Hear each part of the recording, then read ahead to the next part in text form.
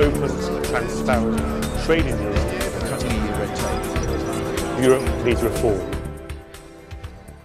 Priatelia, prihováram sa vám zo Štrasburgu a musím povedať, že je naozaj cítiť, že proti niekomu musíme bojovať.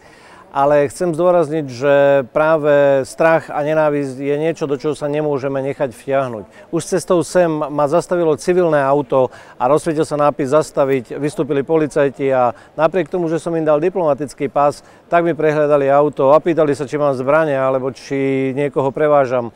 A keď som prichádzal na hranice, tak znovu tam bola policajná kontrola. Napriek tomu, že som sa preukázal ako europoslanec, tak znovu žiadali pás a chceli vedieť, či prevážam niečo nebezpečné. A napriek tomu, že to je takto, je treba povedať, že toto je vojna myšlienok a nenávisti. A to je niečo, na čo my nemôžeme reagovať práve rovnakým spôsobom. A ten, ktorý je v nás, je silnejší, väčší a prináša pokoj a dobro. A aj pre ľudí, ktorí neveria v myšlienky o Bohu, treba povedať, že náš vnútorný svet je silnejší a musí reagovať niečím omnoho mocnejším, ako je nenávisť, zabíjanie a pomsta.